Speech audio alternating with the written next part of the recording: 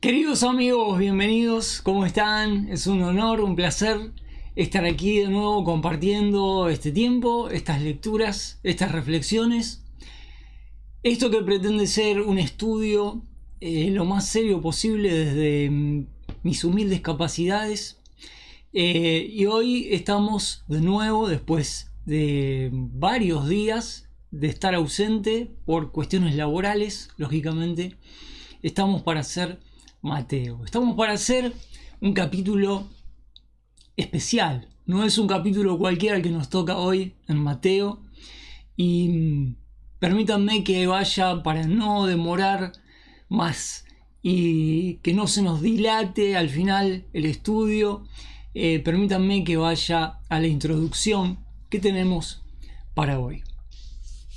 En la Biblia, el mar es un elemento metafórico con múltiples capas de significado. En muchos casos se asocia con los pueblos gentiles o naciones no israelitas. El mar, en su vastedad y misterio, simboliza las naciones y pueblos fuera de Israel, a menudo representando caos, oscuridad y, especialmente, unas fuerzas incontrolables.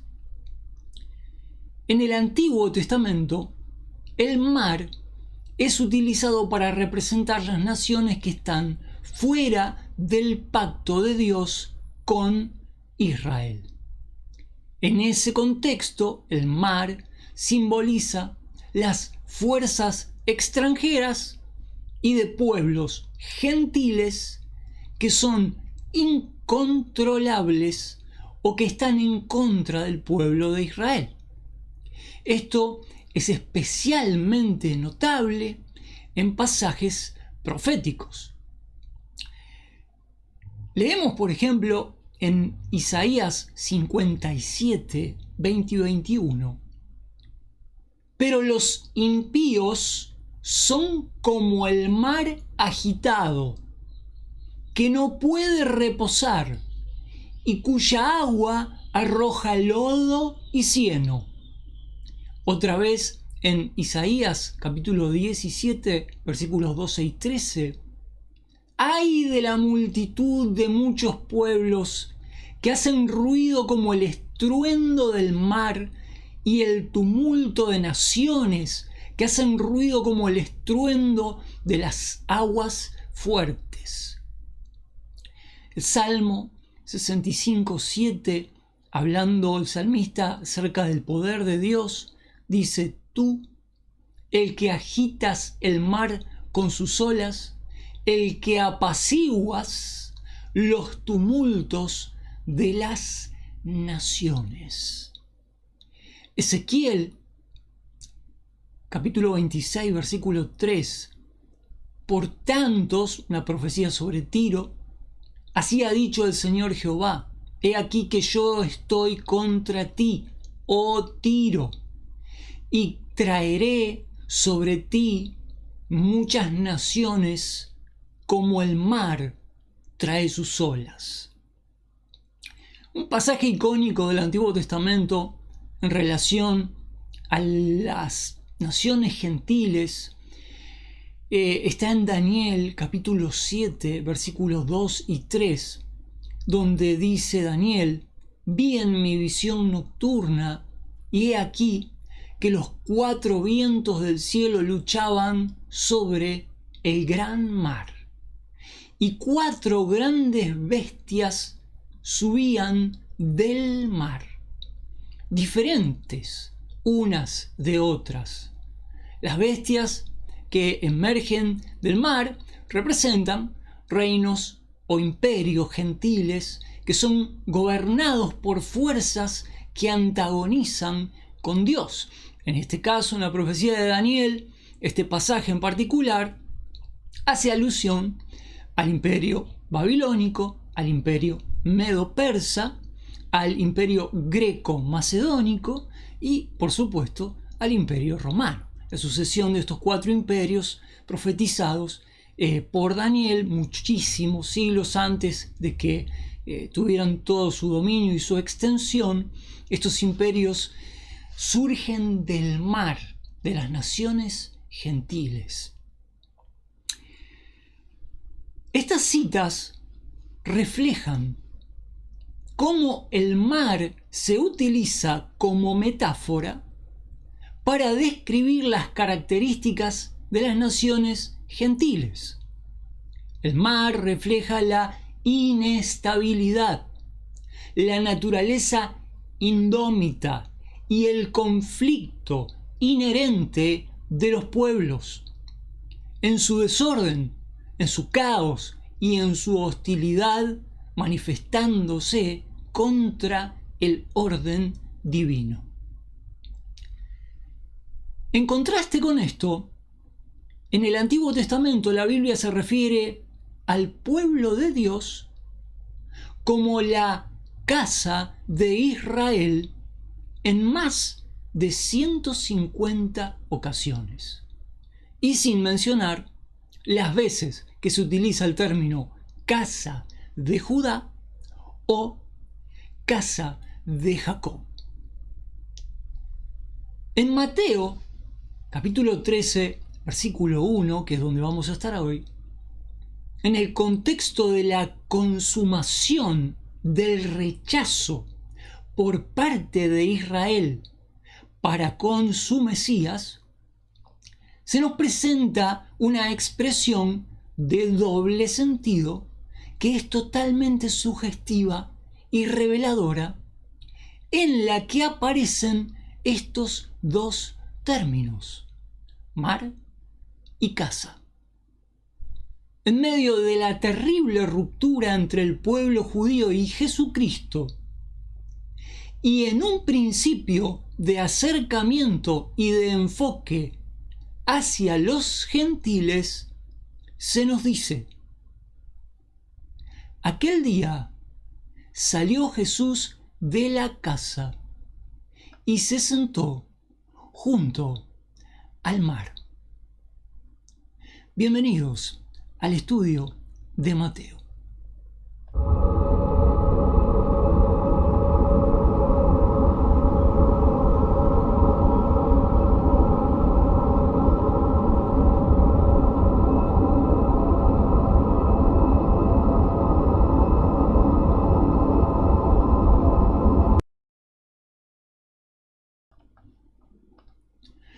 Bienvenidos, queridos amigos, ¿cómo están? Es un placer, un gozo estar de nuevo aquí compartiendo esto, que es honestamente lo que más me gusta hacer, aquello que siento mi humilde y verdadera vocación, que es insistir con los estudios de la Sagrada Escritura. Tal vez ahora ustedes, después de esta introducción, pueden entender el sentido que tiene este video de introducción al estudio de Mateo, el escándalo judío. ¿Cuál es el sentido simbólico de este pequeño video corto que ponemos siempre en la introducción? Mateo, que es un evangelio, no me canso de repetirlo, dirigido al pueblo judío, destinado, inspirado a profundizar en lo que fue el escándalo judío del primer siglo y que todavía sigue trayendo cola, ¿no? Es un evangelio que a la vez que presenta toda la problemática del pueblo judío en rechazar a su Mesías, más allá de todas las maneras en las que su Mesías estuvo acreditado claramente, es un libro, en el de Mateo, en el cual en cierto punto, desde los capítulos 11, 12 y especialmente 13, cuando se nos narra la ruptura definitiva entre Jesús y su pueblo, entre su pueblo y Jesucristo, de a poco en estos capítulos se va haciendo una transición a través de la cual vemos que Jesús, ya sin ningún tipo de paliativo, tiene que enfrentar al pueblo judío con su propia decisión de rechazarlo, tiene que enfrentar al pueblo judío con las consecuencias que esto ha de traerle, a la vez que se van introduciendo estos elementos que van tendiendo a enfocar el ministerio de Jesucristo a los gentiles. Esto no es nuevo, no es una novedad. Desde el Antiguo Testamento el proyecto de Dios a través de Israel era llegar a todas las naciones. Esto fue lo que se establece claramente en el pacto abrahámico. Pero Israel, siempre rebelde, contradictor, en su afán de monopolizar esa fe, esa relación que ciertamente no había hecho Israel con Dios, sino Dios con Israel, siempre se negó y siempre estuvo muy lejos de las condiciones ideales como para ser un canal de bendición a los pueblos gentiles. No obstante, la Escritura nos demuestra que llegado el tiempo, Dios escogió por gracia un pequeño remanente del pueblo judío, los apóstoles, los discípulos, y a través de ellos hizo un enfoque directo de algo que no había sido revelado en el Antiguo Testamento y que en el Nuevo Testamento se revela como la Iglesia de Cristo, mayormente compuesta por los gentiles. En este cuerpo en el cual están integrados los judíos y los gentiles, Cristo lleva adelante su plan redentor de última instancia casi en lo que es el desarrollo del plan redentor. Y lo tenemos a Juan, el apóstol Juan, diciéndonos un par de veces en su primera epístola, primera de Juan, que, bueno, él dice, ya estamos en los tiempos finales. Esto, por estas cosas, él enumera ciertas características de los tiempos de la iglesia. Él dice, por esto sabemos, por ejemplo, hace referencia al espíritu anticristiano, al espíritu del anticristo y a los anticristos, y dice, bueno, por esto sabemos que estamos ya en los últimos tiempos. La era de la iglesia es lo que la Biblia denomina, en palabras de Juan el apóstol, los tiempos finales. Ahora bien, la Biblia también hace una distinción de contexto entre lo que son los tiempos finales para el pueblo de Israel y los tiempos finales de la iglesia. Como quiera que sea, el plan redentor que viene desarrollándose desde la caída hasta el presente nos deja ver a través de la narrativa de Mateo que Jesucristo vino, ofreció su reino literalmente al pueblo de Israel al cual estaba prometido. El pueblo falló y llega a un punto en el cual la ruptura es total. Los judíos hacen un complot para matar a Cristo. Esto lo hemos visto literalmente. Esta cuestión se empieza a cocinar en las instancias de Jerusalén. Vamos a ver que llega un punto en el cual los poderes gentiles y los poderes políticos y religiosos judíos se ponen de acuerdo para llevar adelante este plan que es matar al rey Mesías, y que incluso los apóstoles nos dicen en el libro de los Hechos que en Jerusalén habían conspirado los gentiles y los judíos para matar a Cristo. Y él usa esta palabra. Han conspirado, se han unido y han conspirado contra Cristo, matándole a quien Dios resucitó. Entonces estamos en una instancia en la cual, en Mateo capítulo 13, la relación entre Cristo y su pueblo ya está deshecha, ya no hay vuelta atrás. Jesucristo acusó en estos últimos capítulos que hemos leído y estudiado a esa generación de judíos como una generación a la cual no se le perdonaría el pecado de haber resistido, afrentado, ofendido al Espíritu Santo, quien daba testimonio en ese momento a través del ungido de Dios, con todas las señales, prodigios y milagros que hacía Cristo con la autoridad de su palabra. Esta generación de judíos pecaba de esta manera contra Dios, y Cristo decía: este pecado no será perdonado a esta generación. Esa generación fracasó.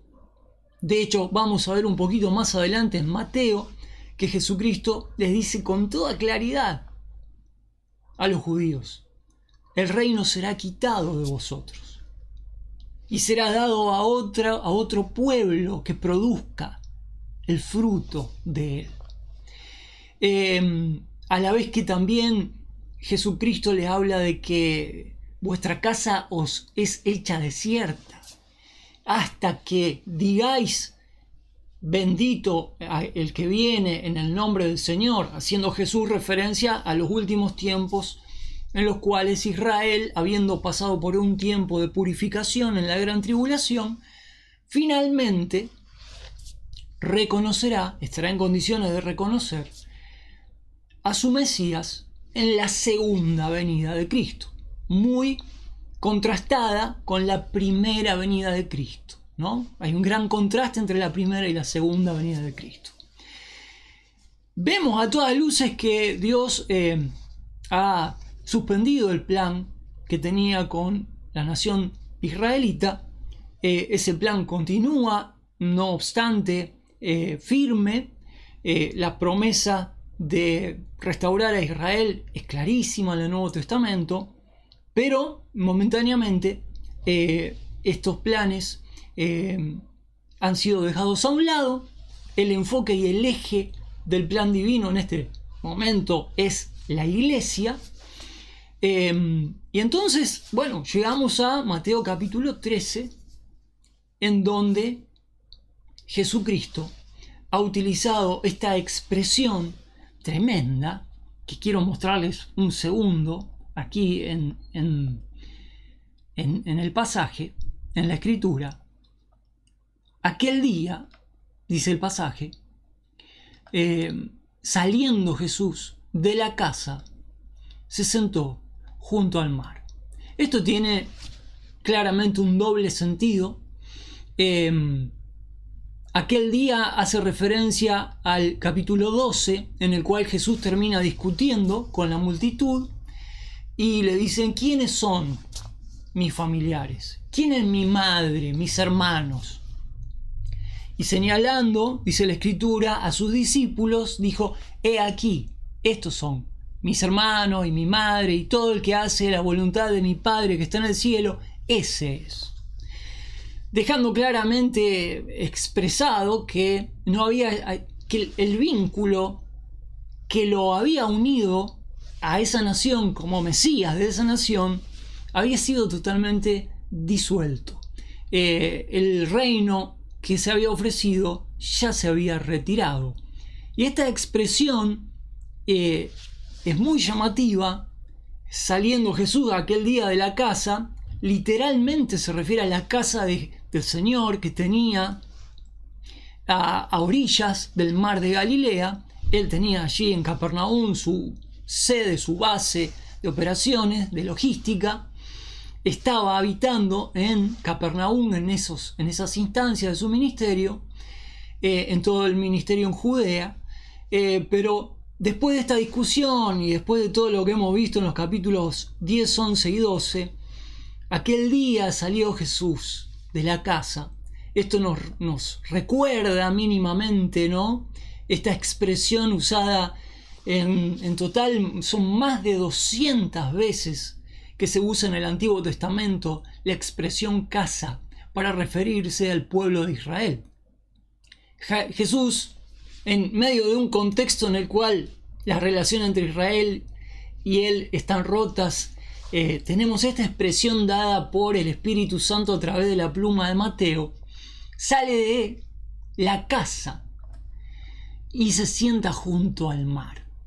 Una expresión como mínimo curiosa, siendo el mar la representación de los pueblos gentiles que esperaban de alguna manera ver la gloria de Dios a través de ese canal de bendición que Dios había estado preparando durante siglos y siglos, que era nada más y nada menos la nación de Israel, la cual se había negado rotundamente a participar del establecimiento y la extensión de este reino.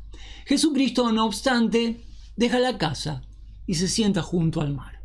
Es sugestivo, como mínimo hay que prestar mucha atención porque hay una coherencia total con todo el desarrollo del plan redentor que está en este punto, en este capítulo y en estas instancias tomando un nuevo curso.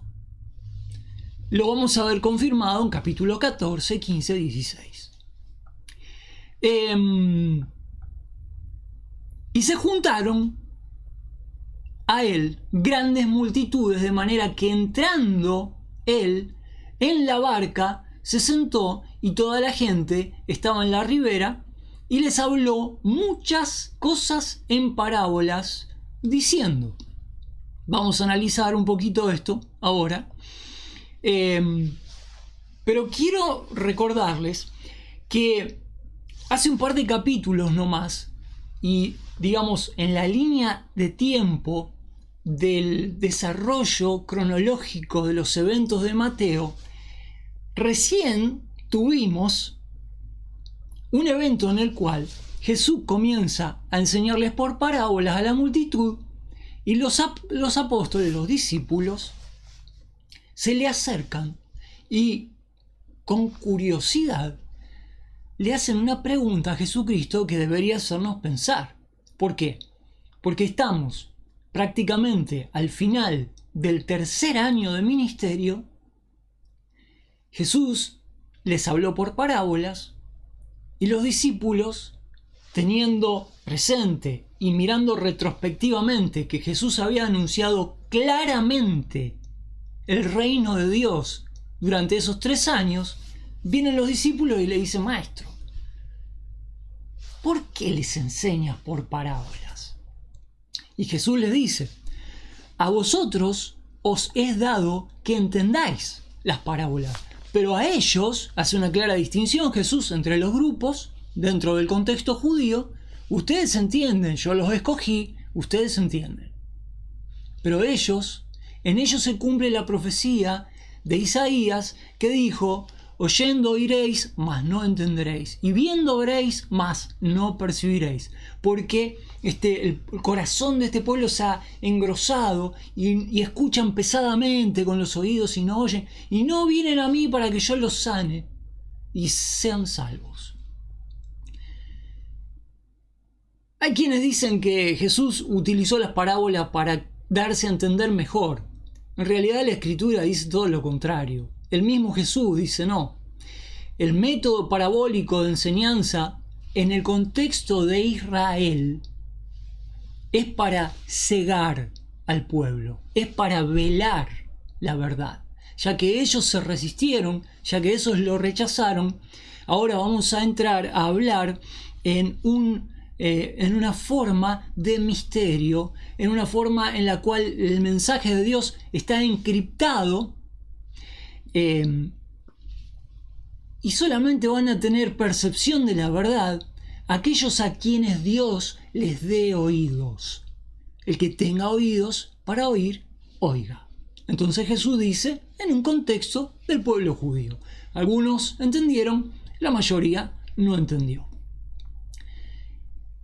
Si hace unos capítulos atrás Jesús comenzó a enseñar por parábola porque ya la situación es completamente tensa y lo que quiere hacer es ocultar de los ojos del pueblo rebelde de Israel la verdad del reino y del rey presente, imagínense que si a medida que se va tensando esta cuerda, mucho más Jesús apela al método parabólico para encriptar y esconder las verdades que va a revelar en cuanto a lo que va a pasar con Israel y en la era que está a punto de empezar en este capítulo.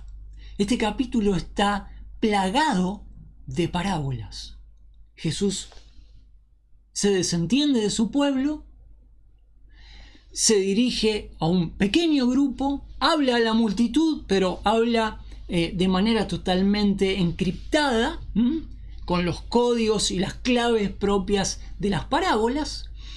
Y en este capítulo 13 va a mencionar 7 parábolas en un discurso que abordan diferentes realidades de toda esa situación que estaba pasando en ese momento y de lo que iba a suceder en la era presente, a la cual el apóstol Juan en su primera epístola llama los tiempos finales. Si Juan hace 2000 años escribió en su primera epístola universal, ya estamos en los tiempos finales, debemos entender que los tiempos finales no son los de este año 2025. Los tiempos finales son un periodo de tiempo que, visto en perspectiva del desarrollo del plan redentor, está llegando a su consumación. Este tiempo, el tiempo denominado el tiempo de la iglesia, es el tiempo final. ¿Por qué es el tiempo final? Porque inmediatamente después del tiempo de la iglesia, Cristo volverá en su segunda venida con su iglesia para reinar, para establecer el reino que fue rechazado cuando vino por primera vez. La iglesia está esperando ser llevada inmediatamente después del rapto de los santos. Comienza un periodo de tribulación y es al final del periodo de tribulación, cosa de lo cual vamos a entrar en detalle lo que quieran en el estudio de escatología. Al final del tiempo de tribulación, Cristo volverá con su iglesia para reinar. Claramente, si uno mira en perspectiva lo que es el desarrollo del plan redentor, Juan el apóstol está más que justificado en decir que estamos en los últimos tiempos, cuando él lo dijo hace 2000 años atrás. Él estaba hablando de un periodo en el cual la obra redentora de Dios, el plan redentor, el extenso plan redentor, está culminando. Y Mateo 13 tiene la virtud de poner en 7 parábolas el desarrollo de este periodo de los últimos tiempos, de la iglesia, desde el comienzo de la iglesia hasta el fin de la iglesia. Mateo 13 nos muestra en esta perspectiva, digamos, de la era de la iglesia desde principio a fin, el lugar de Israel, cómo transcurre el desarrollo del reino a lo largo de este periodo de tiempo, ¿no? De estos 2000 años, cómo va a terminar este periodo de tiempo con una parábola, con unos elementos que representan juicio, como la red. Vamos a verlo y vamos a tratar de cubrir en la medida que nos sea posible las 7 parábolas de Mateo 13. Por supuesto, este no es un estudio exhaustivo de Mateo 13, esto es un breve repaso. Merece este capítulo un estudio exhaustivo y un estudio de cada una de las 7 parábolas. Voy a leerles en nuestro archivo PDF, aquí en el manual bíblico de Unger, del Dr. Unger, el resumen que hace él, maravilloso, de las parábolas, y después vamos a leer las parábolas. Comienzo leyendo capítulo 13. Fíjense que dice: el rey rechazado habla del reino provisorio. Entendamos qué quiere decir. El rey a orillas del mar el rey comenzó a enseñar en parábolas. Estas parábolas, que solo aparecen en forma completa en Mateo, presentan los misterios del reino de los cielos. Este ya no era el reino prometido con tanta claridad por los profetas del Antiguo Testamento, predicado como inmediato por el precursor, Juan el Bautista, el rey mismo y sus heraldos. Este ya no era el reino prometido con claridad. Lo que va a narrar acá Jesucristo, la narrativa esta en 7 parábolas, ya no goza de la claridad que había gozado durante los 3 años anteriores a este momento.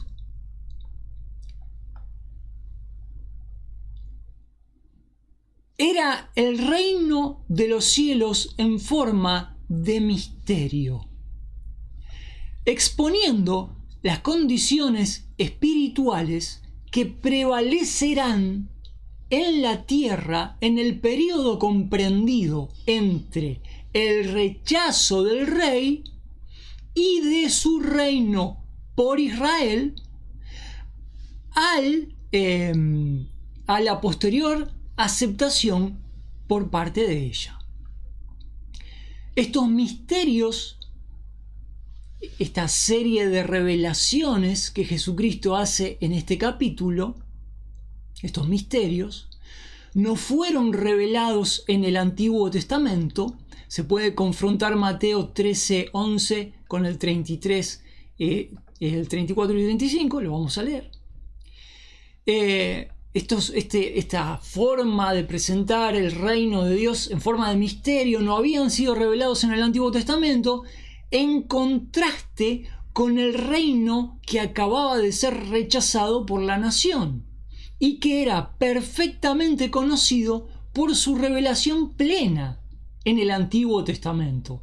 De esto, por ejemplo, nos cita el doctor Unger, Isaías capítulo 9, capítulo 11, capítulo 35, Miqueas capítulo 4, etc.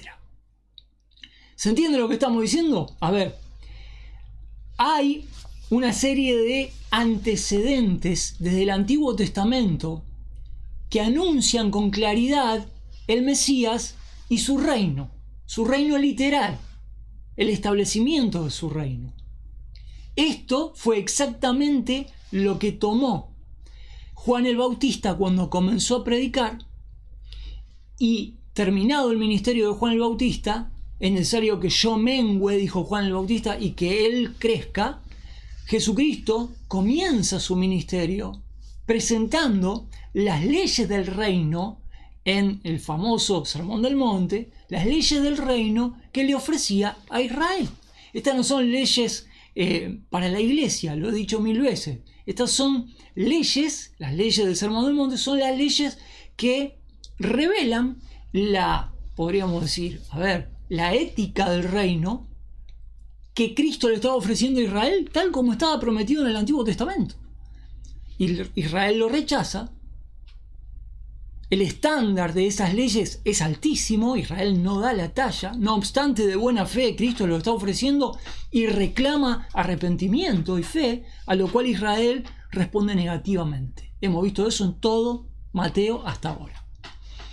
Todo eso había sido muy claro, pero en estas instancias, desde que Cristo empieza a enseñar por parábolas, esa claridad se va desvaneciendo porque ya no hay más nada que hablar con un pueblo que busca no solamente rechazar a su rey, sino también matarlo. Las 7 parábolas o misterios del reino. ¿Por qué se denominan en los libros de teología, en los manuales, los teólogos, algunos predicadores, algunos buenos predicadores estudiosos, utilizan esta expresión, los misterios del reino? ¿Por qué? Es muy simple. Se denominan misterios porque contienen verdades que no han sido reveladas con anterioridad. ¿Qué tanto misterio? Sí, bueno, sí. El misterio consiste en esto, precisamente. Pablo, de hecho, habla de el misterio de la iglesia. Y a renglón seguido dice cosas que no habían sido reveladas como ahora son reveladas a sus santos apóstoles. Efesios capítulo 1, capítulo 2, pueden leerlo. La revelación de este plan de la iglesia que Pablo dice, esto es nuevo, de esto no teníamos noción. El plan de Dios por medio de una iglesia en la cual está integrado el judío y el gentil, porque la nación judía queda de lado, hasta que se complete la entrada de todos los gentiles al plan de Dios, es algo que no había sido revelado. Este concepto de algo que se denomina misterio porque contiene verdades que no han sido reveladas con anterioridad, tiene un lugar muy importante en todo el Nuevo Testamento.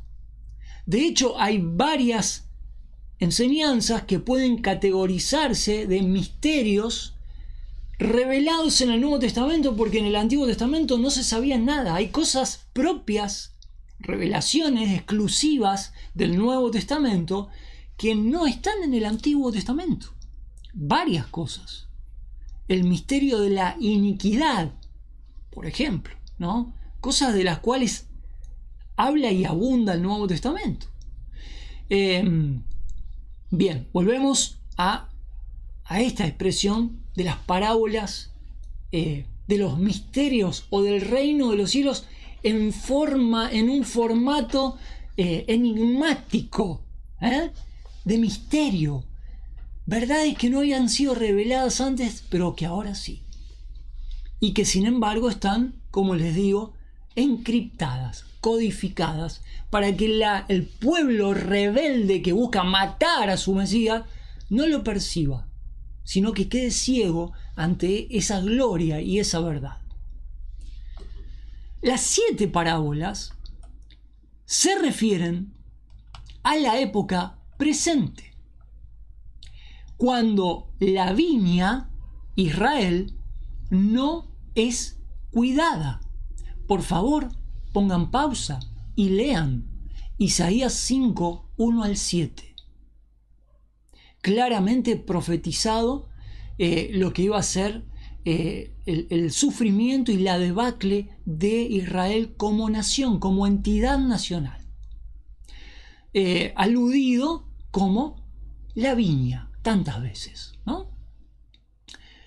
La parábola número 1 revela que nuestro Señor siembra la semilla de la palabra en el campo, que es el mundo, según él mismo lo interpreta.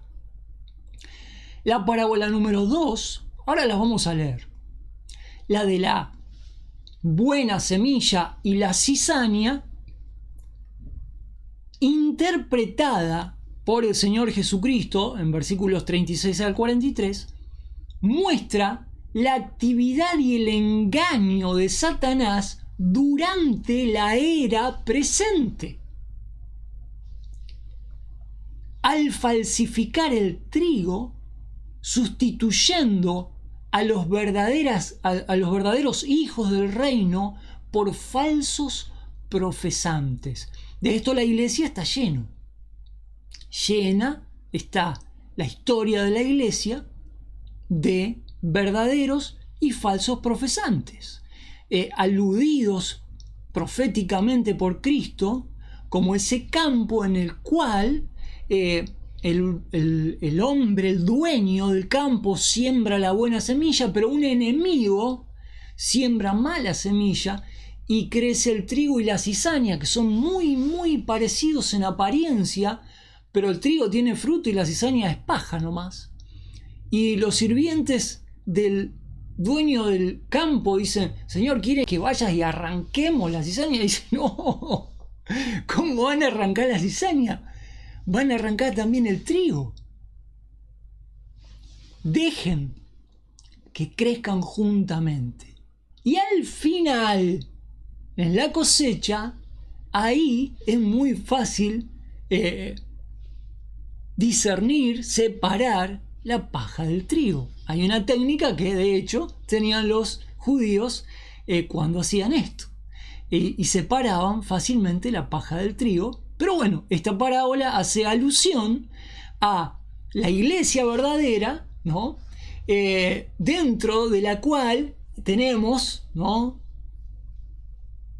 mucha masa de creyente profesante, ¿no?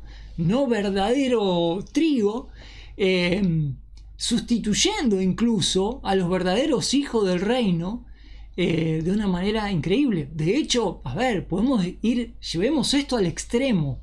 Hay iglesias que han quedado, iglesias locales, en las que una minoría son verdaderos creyentes y una mayoría han apostatado de la fe y han tomado control de la institución local.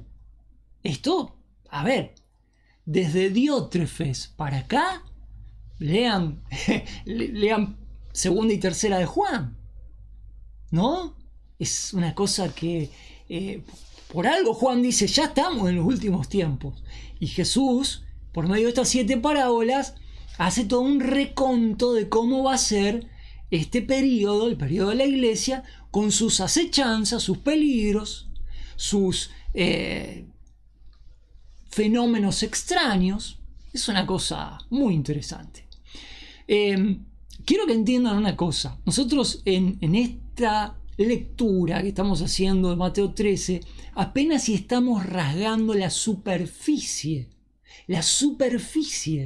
de todo lo que podría hablarse y estudiarse aquí. Y es del todo interesante porque Mateo 13 ya penetra profundamente en las fibras de la iglesia, de la era de la iglesia. Aquí ya nos estamos distanciando de la cuestión histórica de la relación entre el Mesías e Israel y estamos entrando en un terreno que nos toca más de cerca. Por eso Mateo 13 es tan apasionante. La parábola 2, entonces, la de la buena semilla y la mala semilla. Parábola 3, dice el doctor Unger. La semilla de mostaza simboliza el rápido crecimiento del misterio del reino. Yo agregaría mucho más acá. Me parece que el doctor Unger se quedó un poco escaso de argumento acá. Según vemos, podría haberse tirado Unger, te podrías haber tirado 2 renglones más o un renglón más, aunque sea en la parábola de la semilla de mostaza. La semilla de mostaza, como ustedes saben, lo dice el mismo pasaje, es la más pequeña de todas las semillas. Pero cuando crece, se hace un árbol de unas proporciones increíbles si se tiene en cuenta el tamaño de la semilla. No hay una correlación entre el tamaño de la semilla y las proporciones que alcanza ese arbusto, dentro del cual vienen a anidar las aves del cielo, que interpretado por el Señor Jesucristo, esas aves parabólicamente representan los demonios. Si ustedes analizan punto por punto los elementos de la parábola de la semilla de mostaza, la conclusión más básica e inicial a la cual van a llegar, y todos hemos llegado a las mismas conclusiones haciendo un buen estudio, es que la semilla del reino fue plantada por Cristo y tomó unas proporciones incalculables, desmesuradas. La iglesia profesante de hoy tiene unas dimensiones y un poder que es absolutamente bestial. Y dentro de esa superestructura que el mundo le llama la iglesia cristiana, es tan grande, tan gigante se ha vuelto, respetando la paridad del tamaño de la semilla de mostaza con el arbusto gigante que se hace, ¿no? No hay proporción, no hay paridad. Y esto se clarifica mucho más cuando dentro de ese monstruo han venido a anidar las aves del cielo. Por supuesto que es perfectamente entendible la crítica que el mundo le hace a la iglesia cristiana en general cuando dice que la iglesia está llena de demonios. Pero a ver, esto no es nada nuevo, está profetizado incluso por Cristo, quien nos da a entender de que la naturaleza que toma, las proporciones que toma este monstruo, primero no se condicen con esa pequeña semilla.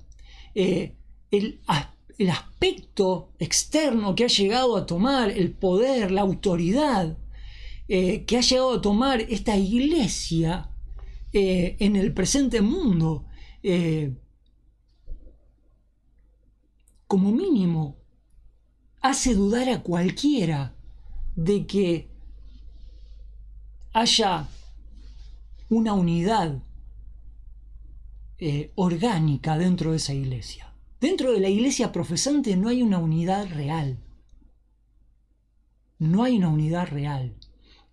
Evidentemente el adversario ha tomado ventaja, ha hecho de esto un monstruo, un Vaticano, un Estado, un imperio, dentro del cual incluso se han establecido en las más altas jerarquías los poderes demoníacos que han controlado de alguna manera este reino desproporcionado al cual debemos llamarle cristianismo, ¿no? A ver, esto es terrible, esto da para hablar y analizar extensamente. Por supuesto que el verdadero cristiano percibe que dentro de ese monstruo no puede convivir la verdad con la abominación que se hace en nombre de Dios dentro de esa institución. Entonces, lógicamente, hay una contradicción que está expresada de alguna manera parabólicamente en la semilla, en la parábola de la semilla de mostaza. Ya llegará el tiempo de analizar parábola por parábola en detalle. La parábola número 4, la de la levadura oculta, es la levadura que está oculta en 3 medidas de harina, advierte de cómo las falsas enseñanzas representadas por la mujer, a ver, quiero ser claro acá, ¿no? Primero, la levadura es un elemento que representa corrupción. Y la mujer, como una cuestión simbólica en el contexto de la religión, aparece en la escritura como líder de grandes rebeliones, de grandes herejías. Podemos analizar varios casos. Incluso en una de las 7 iglesias había una mujer denominada Jezabel, ¿no?, que fornicaba con los miembros de la iglesia, que los inducía a practicar ritos de iniciación satánicos, haciendo alusión a la antigua Jezabel. Y bueno, y si damos una recorrida a lo largo de la historia de cómo las religiones han utilizado el poder seductor de la mujer, especialmente en religiones paganas me refiero, este símbolo tiene mucho sentido. Este símbolo tiene mucho sentido. Es simbólico esto. Juntamente con la levadura, claramente, ¿no? Bueno, esta parábola advierte de cómo las falsas enseñanzas pueden afectar con la levadura del error de la verdad, de la palabra, en esta época. Es tremendo. Ustedes saben el dicho que dice: un poco de levadura leuda toda la masa. La introducción en una doctrina cristiana de unas pequeñas herejías, pequeñas entre comillas, ¿no?, de unas sutiles apreciaciones divergentes de la verdad, terminan por corromper en gran medida la religión cristiana. ¿Qué es lo que ha pasado? No hace falta ir muy lejos, sino mirar la realidad con honestidad y ver el estado de la iglesia cristiana profesante. Es patético, es terminal, es propio de ser tenido en cuenta como un claro mensaje de los últimos tiempos de la iglesia. Esto lo dice el apóstol Pablo a Timoteo, lo dice también el apóstol Pedro. ¿Cuáles van a ser las características en la iglesia en los últimos tiempos? En los últimos tiempos de la iglesia incluso. Es una cosa para charlar, para pensar. La parábola número 5 presenta a nuestro Señor que dio todo lo que tenía para poseer el tesoro, Israel. Habrá que leer la parábola, ver si atina, ¿no?, parabólicamente con esta interpretación o no. Es el tesoro en el campo. Si recuerdan esa parábola, bueno, si van leyendo a la par que vamos leyendo esto, si van leyendo así de costado un poquito, van posando su vista sobre Mateo 13, entenderán cuáles son estas parábolas, que ya le daremos tiempo una por una. La parábola del tesoro en el campo, la cual nos habla acerca de que un hombre encuentra un tesoro enterrado en un campo, va y vende todo lo que tiene para adquirir ese campo, y es presumiblemente una alusión a lo que Dios ha hecho en relación a Israel. En contraste, bueno, acá hay un hermoso pasaje paralelo en Isaías 53. También se puede leer Salmo 22, pero Isaías 53, 4 al 10 yo creo que es un pasaje que habla por sí solo en este sentido. El Señor restaurará este tesoro, Israel, sobre la base de su muerte expiatoria. La parábola número 6, y ya vamos terminando. ¿Cuánto tiempo tenemos? 52 minutos, sí. Esto no iba a dar más que para hacer una vista a vuelo de pájaro, obviamente, con todo lo que hay acá. La parábola número 6 muestra a nuestro Señor como un mercader que halló una perla preciosa. Si tenemos que buscar y rebuscar en la Escritura algo que se condiga realmente con esta expresión parabólica, la perla de gran precio, ciertamente no va a ser Israel, sino una sola cosa hay en toda la Biblia que merece ser comparada en esta parábola, y es simple y llanamente la iglesia. En este pasaje increíble de Efesios 5, 25 al 27 nos habla del sacrificio que hizo Cristo para redimir la iglesia y presentársela a sí mismo como algo que no tiene arruga ni mancha, sino como algo perfecto.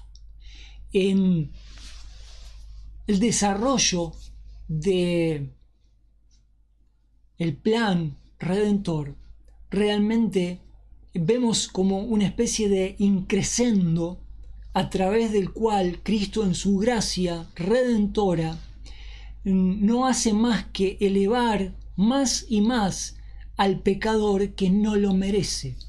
En cierta instancia vemos a Israel recibir este trato. Israel sufre, no debido al hecho de que Dios lo ha desechado, sino todo lo contrario. Dios ama a Israel y por ese motivo tiene un plan de purificarlo. Y en la búsqueda de esa restauración y de esa purificación de un Israel que se niega a ser canal de bendición a los gentiles, Cristo levanta un remanente pequeño, los apóstoles, y los comisiona con el Evangelio hasta lo último de la tierra en la persecución de aquel objeto de su amor que es la iglesia, que es aquel, podríamos decir, aquella institución comparable a la institución de Israel, aquella institución, la iglesia, que recibe la mayor cuota de gracia y el mayor beneficio posible a través de la gracia sin merecerlo, teniendo en cuenta que Israel tenía la primacía en este sentido y muchas ventajas en relación a los gentiles. Los gentiles terminan siendo enriquecidos por una gracia que es inconmensurable. ¿Y con qué se puede comparar esta atención sino con la parábola en la cual el mercader halla una perla preciosa y hace todo lo necesario, empeña todo lo necesario para obtenerla? La única figura que se condice con esta parábola es la de la iglesia. Yo hasta ahora no encuentro otra. Cristo vendió todo en el Calvario para obtener esa perla preciosa. La parábola número 7, la parábola final, y terminamos, presenta la red recogiendo conjuntamente lo bueno y lo malo. Se trata de una red de pescadores que recoge muchos peces y que una vez sacada a la orilla se separa lo bueno y lo malo. Lo bueno se guarda, lo malo se desecha. Es importante remarcar que el elemento de la red simbólicamente es un elemento de juicio que hace referencia al tiempo final en los cuales, en los tiempos del Apocalipsis me refiero, en los cuales Dios va a poner a prueba al mundo y va a separar los que Él aprueba de los que Él desaprueba. La red es una parábola, la parábola de la red es una parábola que apunta al fin de siglo, al fin del sistema, al tiempo de Apocalipsis, y la red es claramente un elemento característico en cuanto a lo que representa de juicio. Es un elemento que representa juicio, la red. La red, la parábola número 7, presenta a la red recogiendo juntamente lo bueno y lo malo, los cuales permanecerán juntos, fíjense qué interesante, durante esta era hasta que sean separados al final de la misma. La parábola del trigo y la cizaña nos habló de la naturaleza de esta realidad en la cual creyentes verdaderos y no verdaderos conviven y coexisten incluso dentro de una misma institución. Pero la red apunta a la etapa final en la cual estas cuestiones van a ser separadas. Así, con esta parábola, llegamos al fin de la era de la iglesia, incluso más allá, al fin de la gran tribulación, donde el rey se hará presente para reinar y separará, como lo dice Mateo 25, a los justos de los injustos. A los justos dirá: venid, benditos de Dios, heredad el reino, escogidos desde la fundación del mundo, y al resto les ordena y les señala la condenación eterna. Pueden leer esto en Mateo capítulo 25. Y miren, cuando lleguemos a Mateo 25 todavía vamos a tener una coherencia junto con Mateo 13 y el resto de todo lo que hemos estudiado en Mateo, que es simplemente imposible de hacer por parte de un hombre. La trazabilidad, la coherencia, la finura que hay en la argumentación del libro de Mateo es una evidencia clara del dedo de Dios en la inspiración de este libro. Es una maravilla, es un prodigio.